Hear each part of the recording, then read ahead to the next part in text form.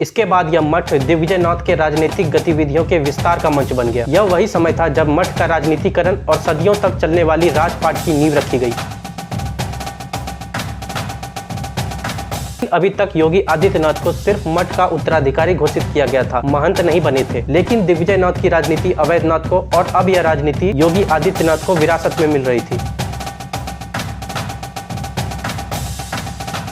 गोरखपुर की राजनीति में एक एंग्री यंग मैन की यह धमाकेदार एंट्री थी। उत्तर प्रदेश में बीजेपी की सरकार थी और कल्याण सिंह मुख्यमंत्री थे। इसी साल पंचरुखिया कांड जैसी घटना घटी। एफआईआर हुआ तो योगी के ऊपर हत्या के प्रयास, दंगा करने, दो समुदायों के बीच नफरत फैलाने, धर्मस्थल को क्षति पहुंचाने जैसे आरोपों में 3 केस दर्ज हुए।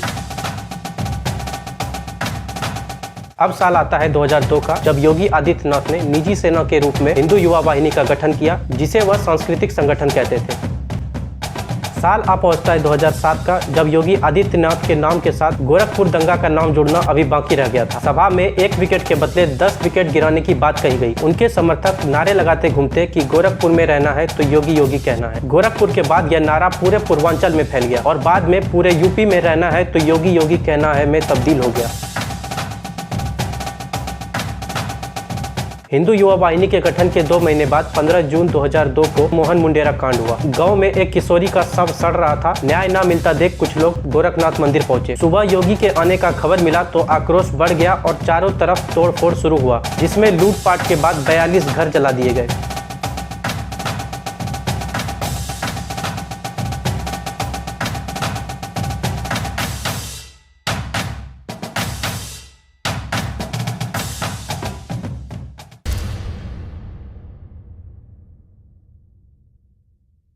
हेलो एवरीवन, मेरा नाम है मयंक सिंह। इससे पहले कि योगी आदित्यनाथ पर बनी इस डॉक्यूमेंट्री वीडियो को शुरू करूं, इस पूरे वीडियो का एक ओवरव्यू आपको दे देता हूं, जिससे शुरुआत से लेकर आखिरी तक आपका इंटरेस्ट इस वीडियो में बना रहेगा। योगी आदित्यनाथ के इस डॉक्यूमेंट्री वीडियो में उनके जन्म से लेकर गोरखनाथ मठ पहुंचने तक इस वीडियो में बात करेंगे कि कैसे उत्तर प्रदेश की राजनीति में गोरखनाथ मठ का एक बड़ा इम्पैक्ट रहा है। साथ ही मठ के उत्तराधिकारियों में योगी आदित्यनाथ कैसे शामिल हुए, कैसे 26 वर्ष की उम्र में राजनीति में पहला कदम पड़ा। इसके बाद पंचरुखिया कांड हुआ, जिसमें समाजवादी पार्टी की नेत्री तलत अजीज के बॉडीगार्ड के सर में गोली लगती है। एफआईआर हुआ तो योगी के ऊपर हत्या के प्रयास, नफरत फैलाने सहित कई मामलों में 3 केस दर्ज हुए। 2002 में योगी आदित्यनाथ हिंदू युवा वाहिनी का गठन करते हैं। हालांकि आगे चलकर यह संगठन भड़काऊ बयानबाजी, हिंसा और गोरखपुर, देवरिया, कुशीनगर से लेकर मऊ, आजमगढ़ तक कई जगहों पर मुसलमानों पर हमले पर विवादों में घिरा रहा। हिंदू युवा वाहिनी के बनने के 2 महीने बाद ही मोहन मुंडेरा कांड हुआ, जहाँ दलित लड़की की रेप के बाद हत्या करने से लड़की की डेड बॉडी गाँव में रखी सड़ती रही। आखिर में अंजाम यह हुआ कि गांव में आक्रोश बढ़ा और 42 घरों को आग लगा दिया गया। 2005 में योगी आदित्यनाथ ने 1800 लोगों का धर्मांतरण कर वापस हिंदू धर्म में शामिल किया। 2007 में गोरखपुर दंगा हुआ, जिसमें योगी आदित्यनाथ को सीआरपीसी की धारा 151A, 146, 147, 279 और 506 के तहत जेल भेज दिया गया। इसके बाद 2008 में आजमगढ़ में योगी के ऊपर जानलेवा हिंसक हमला होता है, जिसमें योगी की जान जाते जाते बचती है। इसके बाद 5 बार लोकसभा सांसद चुने गए, फिर मुख्यमंत्री बनाया गया और इसके बाद भी भड़काऊ बयानबाजी, नाम बदलने की राजनीति, गाड़ी पलटने पर विवाद, एनकाउंटर नीति पर विवाद, ऐसे कई वाद विवादों में नाम उछलते रहे। लेकिन स्थिर रहा मनोबल, विश्वास, कुर्सी, सत्ता और मुद्दा। और कई सारी बातों को जानेंगे, लेकिन फिलहाल के लिए शुरू से शुरू करते हैं।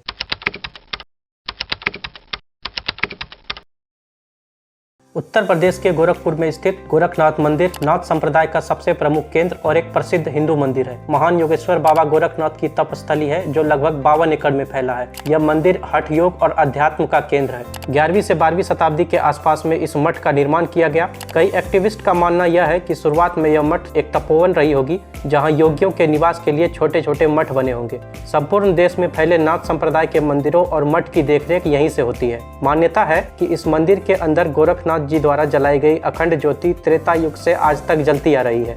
इस मंदिर के अंदर किसी मूर्ति की पूजा नहीं होती, बल्कि यह मंदिर सभी धर्मों और जातियों के लिए योग और दर्शन का केंद्र मानी जाती है।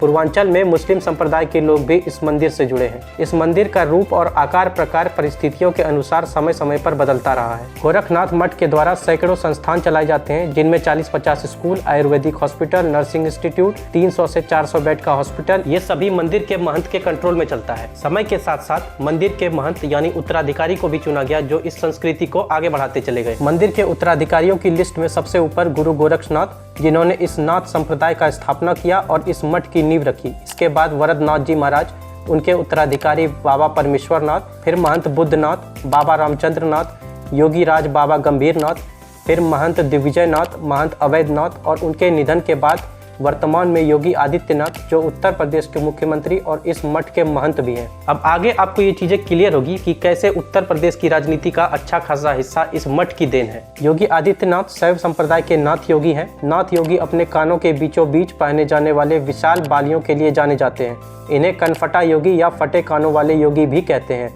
योगी पारंपरिक रूप से अपनी कथित अलौकिक शक्तियों और सिद्धियों के लिए जाने जाते हैं, लेकिन 20वीं सदी ने इस मठ को एक नया रूप दिया, जिसमें धार्मिक हस्तियां राजनीति में उतरने लगे। दिग्विजयनाथ यानी योगी आदित्यनाथ के गुरु ने यह समझ लिया कि अपने इस लेगेसी के प्रभाव को बढ़ाने के लिए विकास में शामिल होना होगा। इसके बाद गोरखपुर मठ का राजनीतिक गतिविधियों में सक्रिय भागीदारी शुरू हुई। इससे पहले यह मठ आध्यात्मिक मामलों में ज्यादा सक्रिय था और सांसारिक मामलों से दूर रहते थे, लेकिन बाबा गंभीरनाथ के मृत्यु के बाद दिग्विजयनाथ जी को मठ का महंत बनाया गया। दिग्विजयनाथ पहले से ही राजनीति में बहुत सक्रिय थे। मेवाड़ के राज परिवार में राजा नानू सिंह के रूप में जन्मे दिग्विजयनाथ अनाथ होने के बाद उनके एक चाचा ने उन्हें गोरखपुर मठ की देखरेख में सौंप दिया, जहां उन्होंने अपना बचपन एक तकनीकी महाविद्यालय में अध्ययन करते हुए बिताया।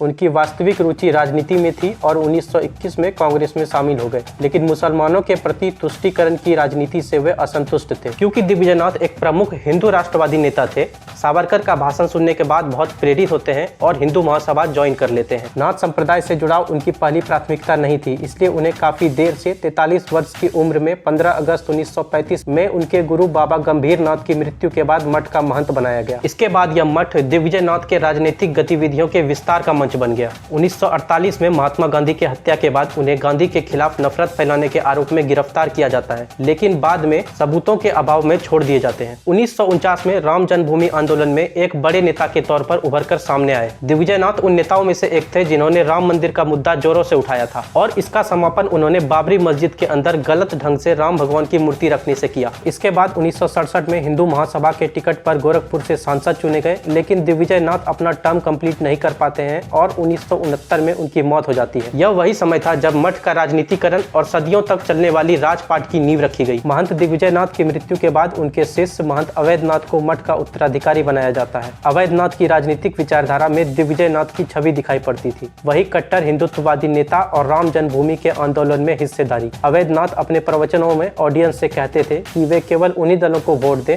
जो हिंदू पवित्र स्थलों को मुक्त कराने का वादा करते हैं। महंत अवैधनाथ अपने राजनीतिक करियर की शुरुआत हिंदू महासभा के साथ किए। इसके बाद निर्दलीय और भारतीय जनता पार्टी के सीट पर अलग अलग समय पर मनीराम विधानसभा सीट से 5 बार विधायक और गोरखपुर लोकसभा संसदीय क्षेत्र से 4 बार सांसद चुने गए। अवैधनाथ का राजनीतिक करियर काफी लंबा चलता है। 1996 में भारतीय जनता पार्टी के सीट पर लोकसभा चुनाव जीतते हैं। इसी साल योगी आदित्यनाथ को मठ का उत्तराधिकारी भी घोषित किया जाता है और अपने शिष्य योगी आदित्यनाथ को चुनावी राजनीति में आगे बढ़ाते हुए उम्र ज्यादा होने के कारण राजनीति से संन्यास ले लेते हैं। इसके बाद उनके शिष्य योगी आदित्यनाथ 1998 में आम चुनाव के बाद लोकसभा के लिए चुने गए, लेकिन अभी तक योगी आदित्यनाथ को सिर्फ मठ का उत्तराधिकारी घोषित किया गया था, महंत नहीं बने थे। लेकिन दिग्विजयनाथ की राजनीति अवैधनाथ को और अब यह राजनीति योगी आदित्यनाथ को विरासत में मिल रही थी। 5 जून 1972 को उत्तराखंड के पौड़ी गढ़वाल जिले के पंचूर गांव में एक गढ़वाली क्षत्रिय परिवार में जन्म होता है योगी आदित्यनाथ का, जिनके माता पिता के द्वारा नाम रखा जाता है अजय सिंह बिष्ट। अजय सिंह बिष्ट अपने 7 भाई बहनों में दूसरे नंबर पे थे। पिता आनंद सिंह बिष्ट एक फॉरेस्ट रेंजर थे, लेकिन अपने बेटे से परेशान रहते थे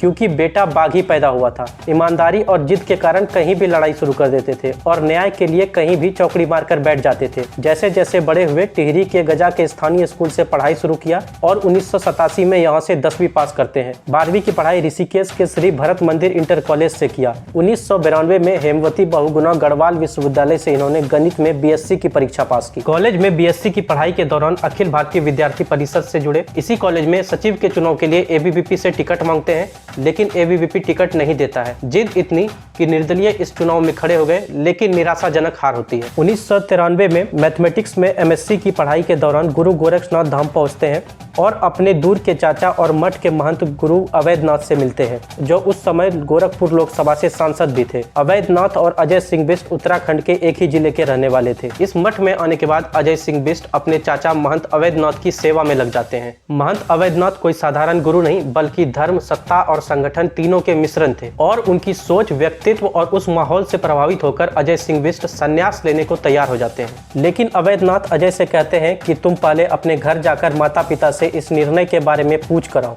अजय सिंह बिष्ट अपने घर तो पहुंचते हैं, लेकिन मां को बताने की हिम्मत नहीं होती और एक दिन बिन बताए हमेशा हमेशा के लिए घर छोड़कर गोरखनाथ धाम चले जाते हैं और 1994 में पूर्व सन्यासी के रूप में दीक्षा ले लेते हैं, जिसके बाद इनका नाम अजय सिंह बिष्ट से योगी आदित्यनाथ हो जाता है। दीक्षा लेने के बाद योगी मठ के कार्य में व्यस्त हो जाते हैं। इधर पूर्वांचल में राजपूत और ब्राह्मण के बीच राजनीतिक विवाद बहुत ज्यादा बढ़ गया था। वीरेंद्र प्रताप शाही और हरिशंकर तिवारी दोनों अपने जाति के एक बड़े नेता थे, लेकिन इसी समय एक नया गैंगस्टर उभरता है जिसका नाम श्री प्रकाश शुक्ला था। इसने वीरेंद्र प्रताप शाही को AK-47 से ठोक दिया, जिसके बाद राजपूतों को एक बड़ा नेता चाहिए था जो इस लेगेसी को आगे बढ़ाए।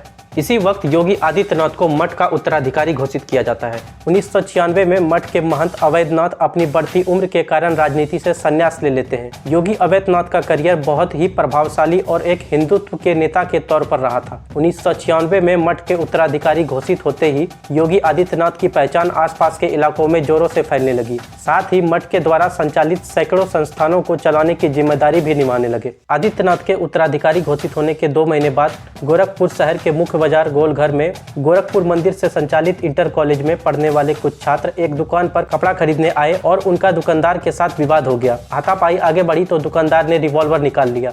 पुलिस आई, लेकिन विवाद बढ़ गया। पुलिस ने बच्चों को हॉस्टल तक पीछा किया। 2 दिन बाद दुकानदार के खिलाफ कार्रवाई को लेकर एक युवा योगी के अगुवाई में छात्रों ने उग्र प्रदर्शन किया और वे SSP आवास के दीवार पर भी चढ़ गए। ये योगी आदित्यनाथ थे जिन्होंने कुछ समय पहले ही मंदिर के उत्तराधिकारी के रूप में दीक्षा लिया था। गोरखपुर की राजनीति में एक एंग्री यंग मैन की यह धमाकेदार एंट्री थी। युवाओं, खासकर गोरखपुर विश्वविद्यालय के सवर्ण छात्र नेताओं को इस एंग्री यंग मैन में हिंदू महासभा के अध्यक्ष रहे महंत दिग्विजय नाथ की छवि दिखी और वे के साथ जुड़ते गए। समय के साथ साथ योगी हिंदुत्व के सबसे बड़े फायर ब्रांड नेता के रूप में स्थापित होने लगे। साल आता है 1998 का। अवैधनाथ ने राजनीति से संन्यास ले लिया था और अब बारी थी योगी आदित्यनाथ की। जिस गोरखपुर सीट से अवैधनाथ 4 बार सांसद रहे, उसी सीट से योगी 1998 में लोकसभा चुनाव में 26 वर्ष की उम्र में 26,000 वोटों से जीतकर लोकसभा पहुंच गए। योगी 12वीं लोकसभा के सबसे युवा सांसद बने। देश में NDA की सरकार बनती है, लेकिन यह सरकार अपना 5 साल का कार्यकाल पूरा करने से पहले ही भंग कर दिया गया। 1998 में अटल बिहारी वाजपेयी की सरकार गिर गई।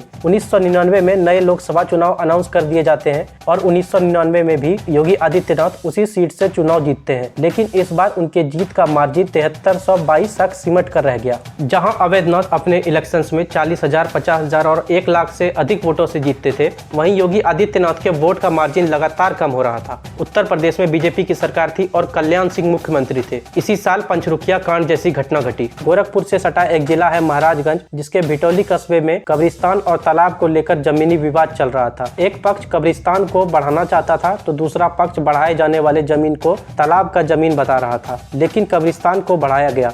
जब कब्रिस्तान को बढ़ाया गया तो 6 फरवरी को एक पीपल का पेड़ काट दिया जाता है। यह खबर महाराजगंज से निकलकर गोरखपुर पहुंच गया। योगी ने पीपल के पेड़ को काटना गलत बताया और ऐलान किया कि 10 फरवरी को पंचरुखिया गांव जाएंगे और उसी जगह पर एक नया पीपल का पेड़ लगाएंगे। उधर 10 फरवरी को समाजवादी पार्टी की नेत्री तलत अजीज किसी और मुद्दे पर सरकार के खिलाफ विरोध प्रदर्शन कर रही थी। तभी कुछ लोगों ने उन्हें पंचरुखिया चलने को कहा। जब तक तलत अजीज वहां पहुंचती, योगी का एक बड़ा काफिला वहां पहुंच चुका था, लेकिन इसी बीच योगी के काफिले के आखिरी गाड़ी पर पथराव होता है। काफिले में आगे चल रहे योगी आदित्यनाथ ने अपनी गाड़ी घुमाने को कहा, तभी पथराव और हवाई फायरिंग शुरू हो गई। अफरा तफरी में गोली तलत अजीज के पर्सनल बॉडीगार्ड सत्यप्रकाश यादव को आकर लगती है और वहीं उनकी मौत हो गई। FIR हुआ तो योगी के ऊपर हत्या के प्रयास, दंगा करने, 2 समुदायों के बीच नफरत फैलाने, धर्मस्थल को क्षति पहुंचाने जैसे आरोपों में 3 केस दर्ज हुए। केस चला और मामला CBCID को सौंप दिया गया, लेकिन या तो चार्जशीट आगे नहीं बढ़ा या सबूतों के अभाव में मामला कमजोर पड़ गया और योगी को क्लीन चिट मिल गई। हालांकि तलत अजीज के डटे रहने से मुकदमा काफी लंबा चला। अब साल आता है 2002 का, जब योगी आदित्यनाथ ने निजी सेना के रूप में हिंदू युवा वाहिनी का गठन किया, जिसे वह सांस्कृतिक संगठन कहते थे। इस दल का काम हिंदू विरोधी, राष्ट्र विरोधी और माओवादी गतिविधियों को को नियंत्रित करना था। हालांकि कुछ लोगों का मानना यह था कि हिंदू युवा वाहिनी न एक सांस्कृतिक संगठन थी बल्कि एक डर से जन्मी राजनीतिक ढाल थी। डर हिंदू समाज के बिखरने का और खुद योगी के प्रभाव के कम हो जाने का। शुरुआत में जब हिंदू युवा वाहिनी का गठन हुआ तब गोरखपुर मठ से जुड़े प्रभाव और स्थानीय नेटवर्क ने संगठन को शुरुआती मजबूती दी। हिंदू युवा वाहिनी का गठन इन दावों पर हुआ कि हिंदू समाज के हितों की रक्षा का दावा होगा, धर्मांतरण के विरुद्ध अभियान, गौ रक्षा और धार्मिक स्थलों की सुरक्षा, ऐसी कई सारी चीजों पर ध्यान दिया जाएगा। हालांकि आगे चलकर यह संगठन बहुत ज्यादा विवादों में घिर जाता है। विवाद उठते हैं भड़काऊ बयानबाजी के, कुछ घटनाओं में सांप्रदायिक तनाव बढ़ाने के, प्रशासन के खिलाफ प्रदर्शन के, गोरखपुर, देवरिया, कुशीनगर से लेकर मऊ, आजमगढ़ तक मुसलमानों पर हमले और कई अन्य मामले दर्ज हुए। हिंदू युवा वाहिनी के गठन के 2 महीने बाद 15 जून 2002 को कुशीनगर जनपद में मोहन मुंडेरा कांड हुआ। मोहन मुंडेरा गाँव में एक दलित युवती की बलात्कार के बाद हत्या कर दी गई।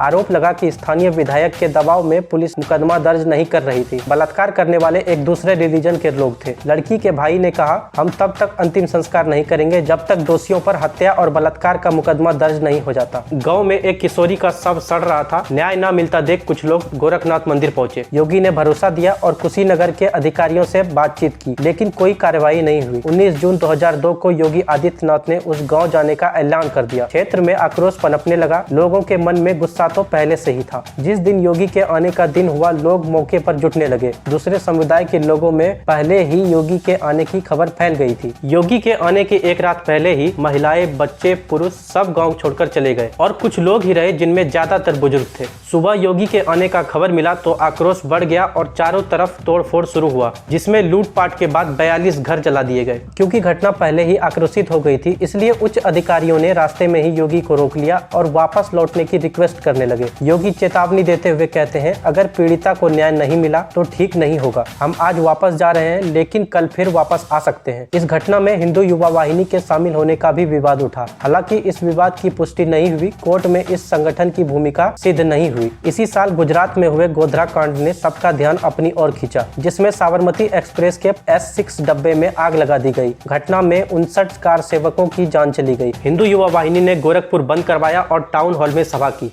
सभा में 1 विकेट के बदले 10 विकेट गिराने की बात कही गई। उनके समर्थक नारे लगाते घूमते कि गोरखपुर में रहना है तो योगी योगी कहना है। गोरखपुर के बाद यह नारा पूरे पूर्वांचल में फैल गया और बाद में पूरे यूपी में रहना है तो योगी योगी कहना है में तब्दील हो गया। इसके बाद साल आता है 2004 का, जब योगी आदित्यनाथ 1,42,000 से ज्यादा वोटों से जीतकर लोकसभा पहुंचते हैं।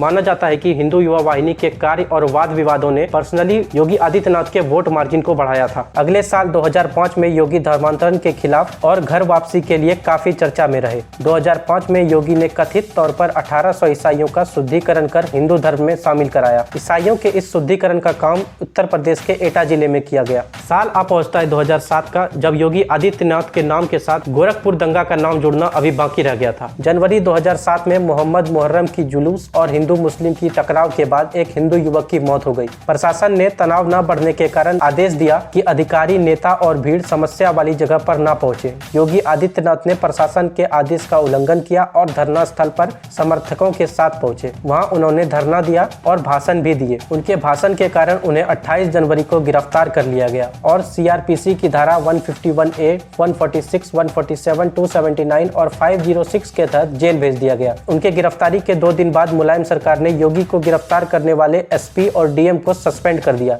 योगी की गिरफ्तारी के बाद कई जिलों में आगजनी, हिंसा और तोड़फोड़ की घटना हुई। इसमें भी हिंदू युवा वाहिनी का नाम जोरों से उछला। पहली बार पुलिस ने हिंदू युवा वाहिनी पर थोड़ी सख्ती की। योगी को लगभग 11 से 14 दिन तक जेल में रखा जाता है। इस बीच मुंबई गोदान एक्सप्रेस के कुछ डब्बे फूंक दिए गए, जिसका आरोप भी उनके संगठन हिंदू युवा वाहिनी पर लगता है। लेकिन यहाँ भी प्रमाण की कमी रही। बाद में सुप्रीम कोर्ट में और इलाहाबाद हाई कोर्ट में याचिकाएं चली, लेकिन विभिन्न कारणों से योगी के खिलाफ मुकदमा आगे नहीं चल सका। 7 सितंबर 2008 को योगी के ऊपर आजमगढ़ में हिंसक हमला होता है। यह हमला इतना बड़ा था कि 100 से अधिक वाहनों को हमलावरों ने घेर लिया और लोगों को लहूलुहान कर दिया। आजमगढ़ में एक सभा को संबोधित करने के दौरान यह घटना घटी और योगी आदित्यनाथ बड़ी मशक्कत से वहां से जान बचाकर निकले। ऐसी घटनाओं की एक लंबी फेडरिस्ट है, लेकिन वाद विवाद हुए, केस दर्ज हुए, मुकदमा चला और फिर 2009 में चौथी बार 2,20,000 से अधिक वोटों से जीतकर लोकसभा पहुंचे। इसके बाद 2014 के लोकसभा इलेक्शन में जीत का अंतर 3,12,000 से ऊपर पहुंच गया। इस बीच 12 सितंबर 2014 को गोरखपुर मंदिर के महंत अवैधनाथ के निधन के बाद योगी आदित्यनाथ आदित्यनाथ को मठ का महंत बनाया जाता है। 2 दिन बाद नाथ पंथ के पारंपरिक अनुष्ठान के अनुसार मंदिर का पीठाधीश्वर बनाया गया। 2016 मार्च में गोरखनाथ मंदिर में हुई भारतीय संत सभा की चिंतन बैठक में आरएसएस के बड़े नेताओं की मौजूदगी में योगी आदित्यनाथ को मुख्यमंत्री बनाने का संकल्प लिया गया।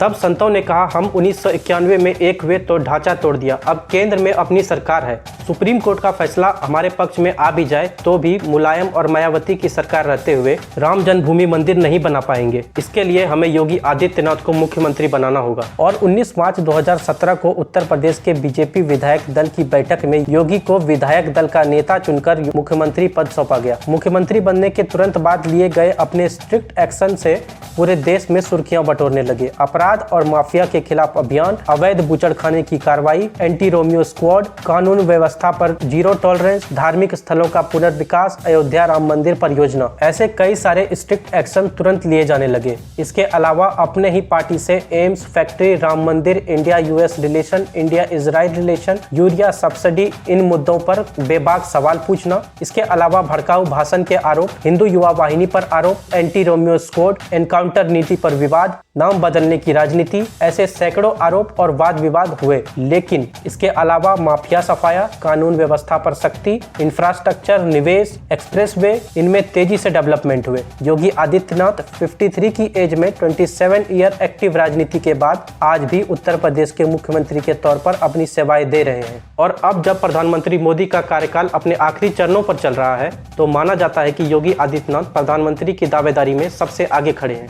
आगे मिलेंगे किसी इंटरेस्टिंग वीडियो के साथ, तब तक के लिए थैंक यू सो मच।